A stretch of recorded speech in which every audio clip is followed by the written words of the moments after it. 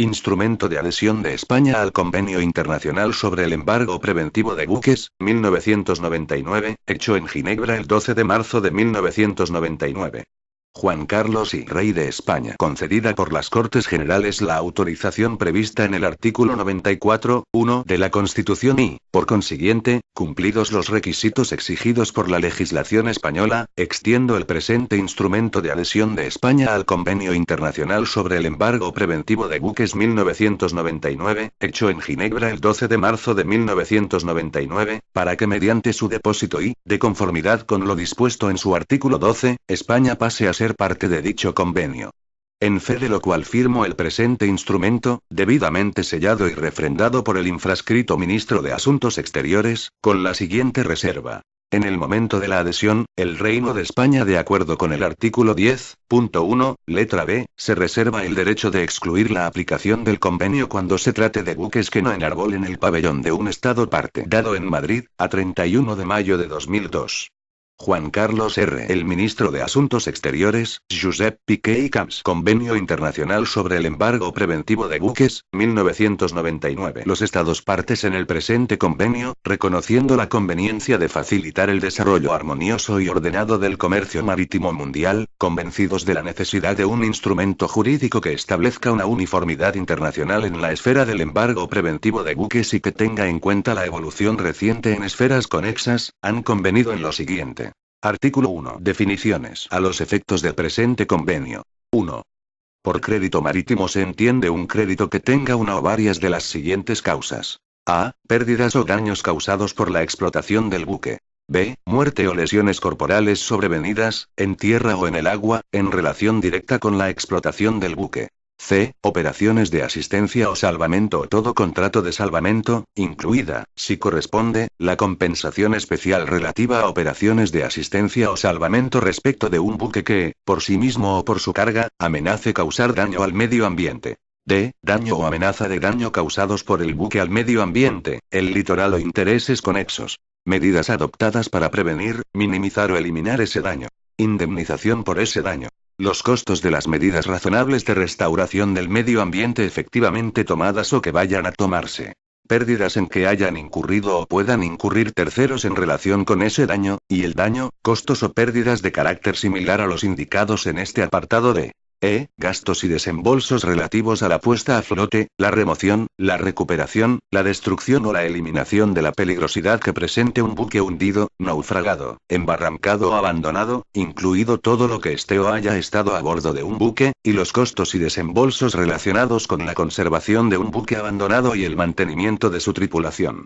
F. Todo contrato relativo a la utilización o al arrendamiento del buque formalizado en póliza de fletamento o de otro modo.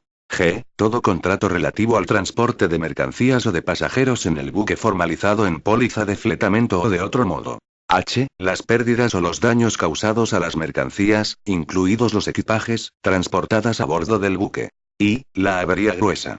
J. El remolque. K. El practicaje.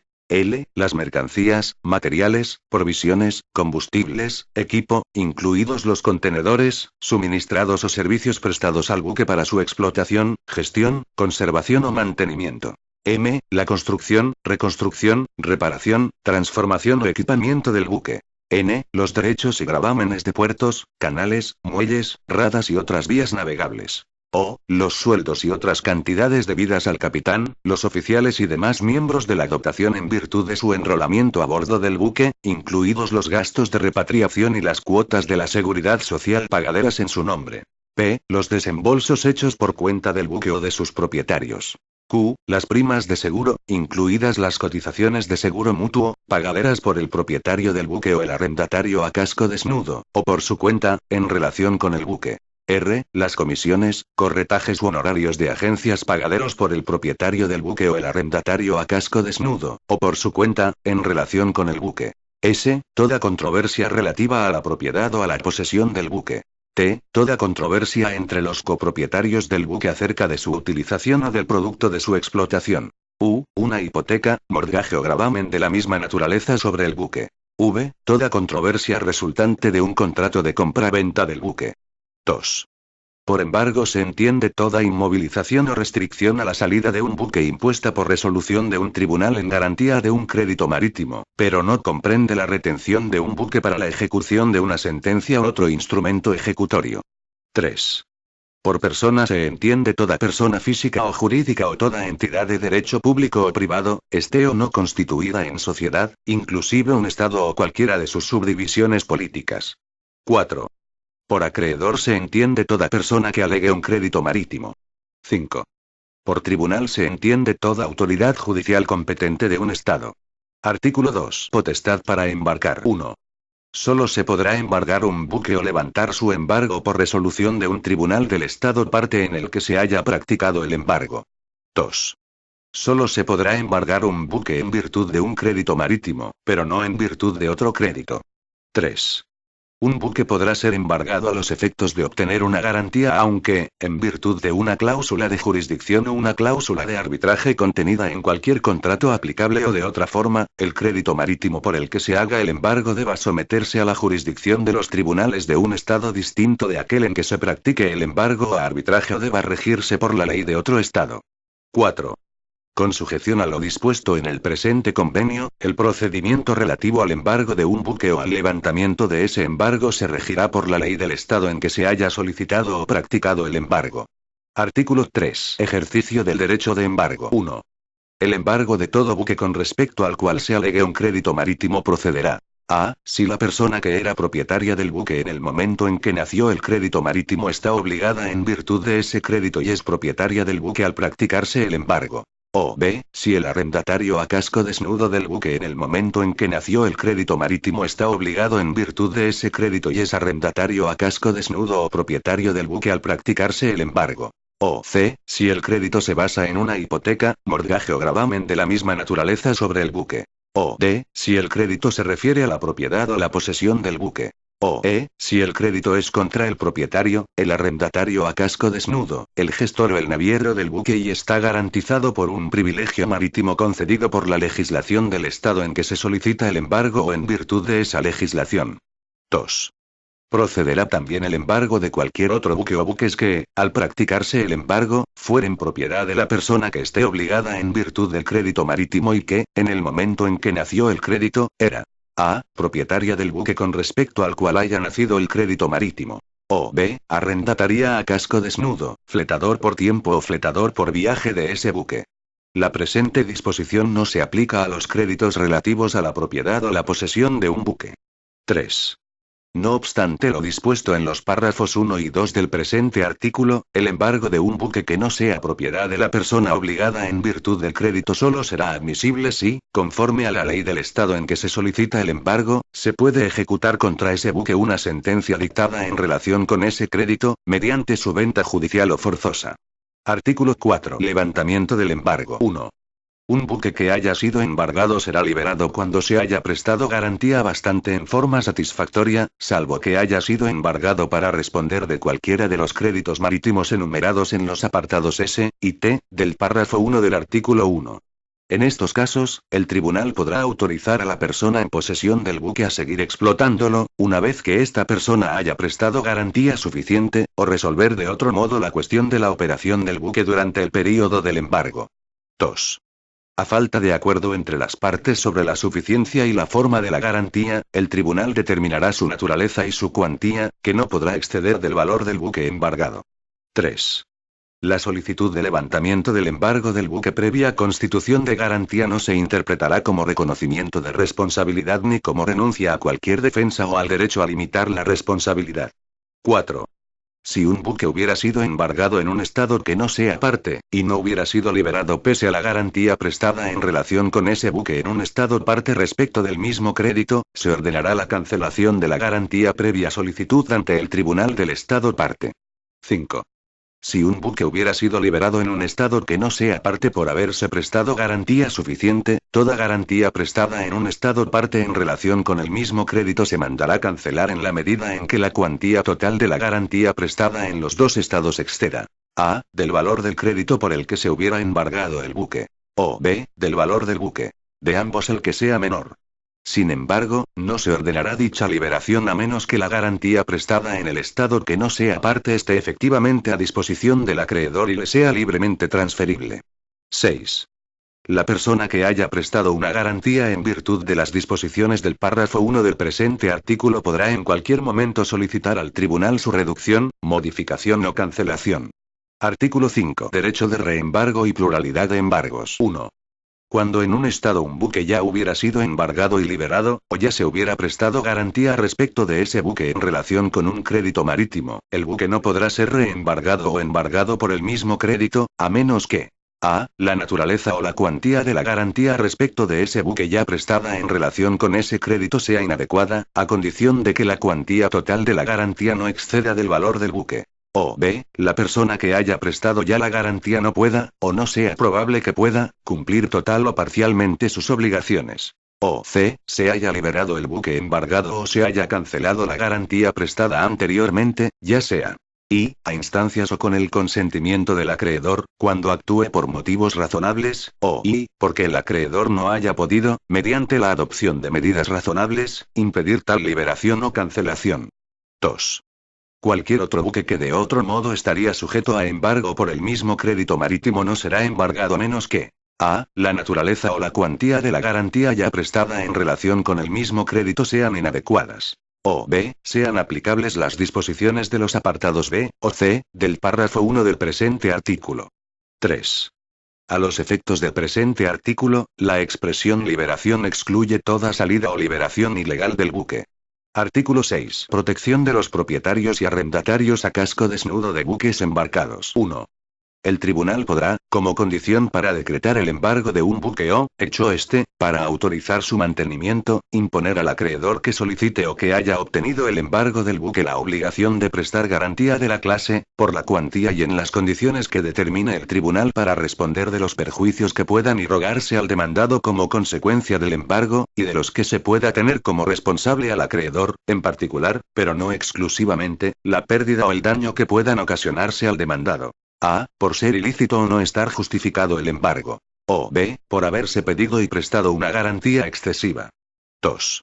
Los tribunales del estado en que se haya practicado un embargo serán competentes para determinar el alcance de la responsabilidad del acreedor, cuando hubiere incurrido en ella, por la pérdida o el daño causados por el embargo de un buque, en particular, pero no exclusivamente, los que se hubieren causado. A. Por ser ilícito o no estar justificado el embargo. O b. Por haberse pedido y prestado una garantía excesiva.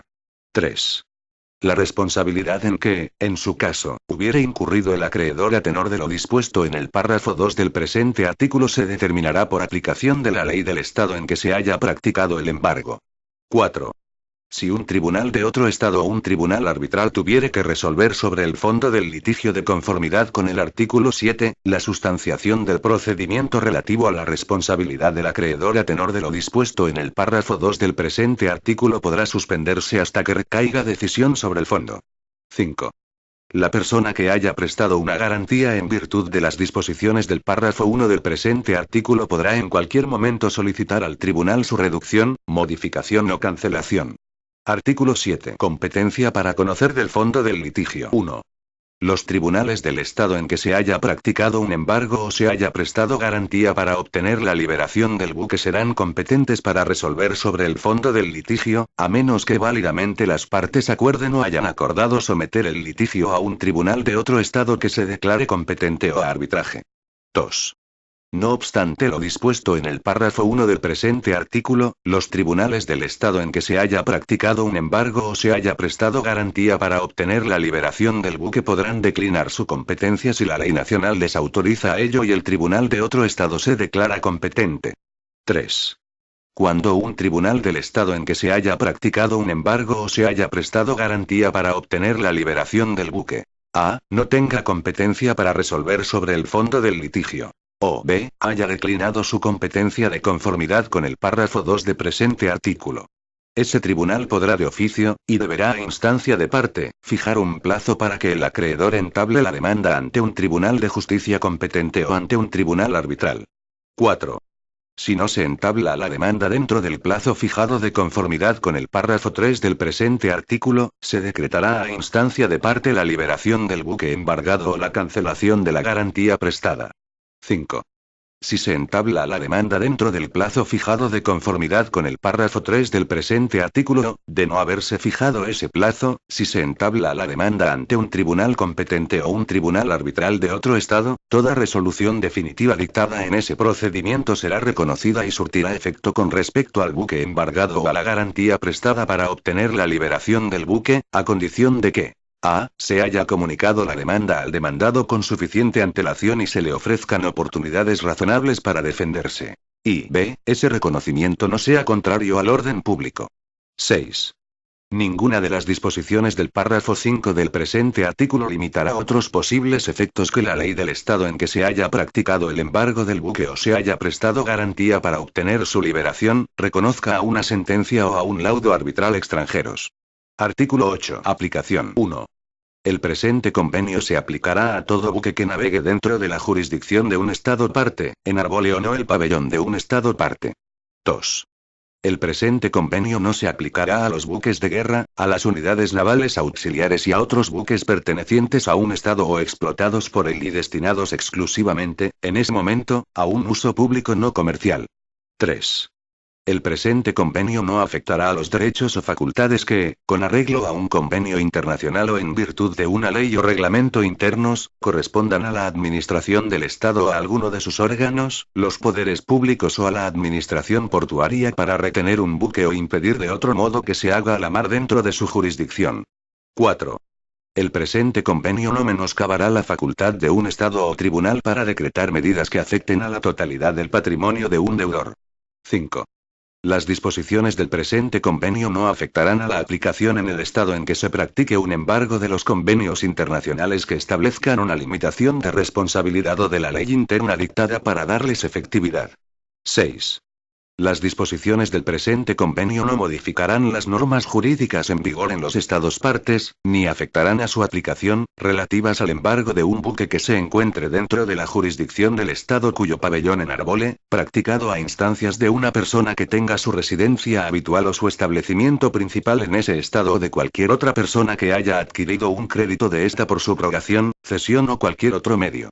Artículo 9. No creación de un privilegio marítimo. Las disposiciones del presente convenio no se interpretarán en el sentido de que crean un privilegio marítimo. Artículo 10. Reservas. 1. En el momento de la firma, ratificación, aprobación o aceptación del presente convenio o de la adhesión a él, o en cualquier momento posterior, todo Estado podrá reservarse el derecho de excluir de su aplicación a algunas o todas las categorías siguientes. A. Los buques que no sean de navegación marítima. B. Los buques que no enarbolen el pabellón de un Estado parte. C. Los créditos a que hace referencia el apartado S, del párrafo 1 del artículo 1. 2.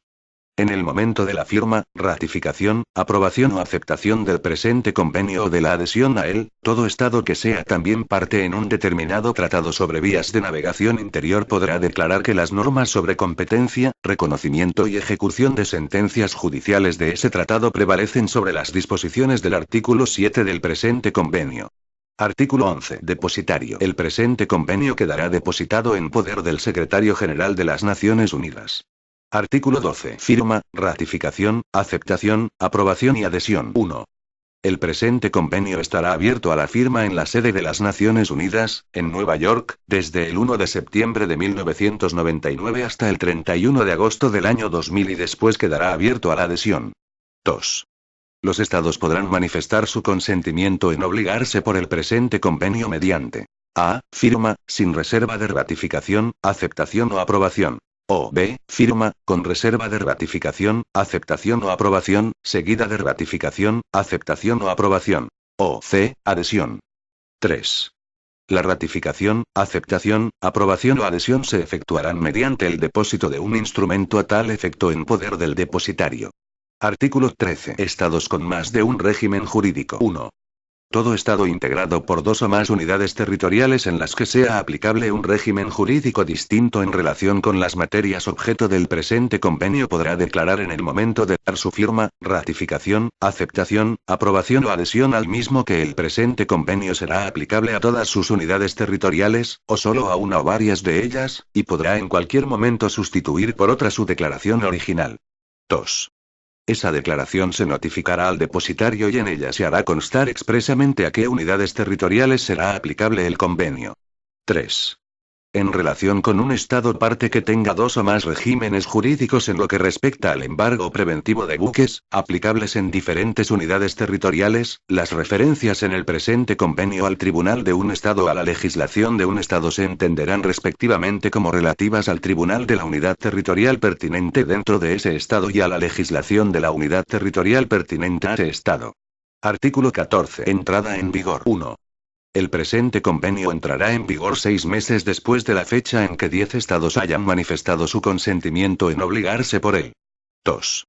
Respecto de un estado que manifieste su consentimiento en obligarse por el presente convenio después de que se hayan cumplido los requisitos para su entrada en vigor, ese consentimiento surtirá efecto 3 meses después de la fecha en que haya sido manifestado.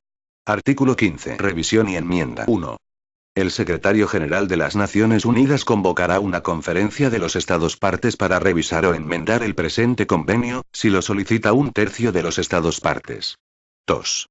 Todo consentimiento en obligarse por el presente convenio manifestado después de la fecha de la entrada en vigor de una enmienda al presente convenio se entenderá que se aplica al convenio en su forma enmendada. Artículo 16. Denuncia. 1. El presente convenio podrá ser denunciado por cualquier Estado parte en cualquier momento después de la fecha en que haya entrado en vigor respecto de ese Estado. 2. La denuncia se efectuará mediante el depósito de un instrumento de denuncia en poder del depositario. 3. La denuncia surtirá efecto un año después de la fecha en que el depositario haya recibido el instrumento de denuncia, o a la expiración de cualquier plazo más largo que se señale en ese instrumento. Artículo 17. Idiomas. El presente convenio se consigna en un solo original, cuyos textos en árabe, chino, español, francés, inglés y ruso son igualmente auténticos. Hecho en Ginebra el día 12 de marzo de 1999. En testimonio de lo cual los infrascritos, debidamente autorizados al efecto por sus respectivos gobiernos, han firmado el presente convenio.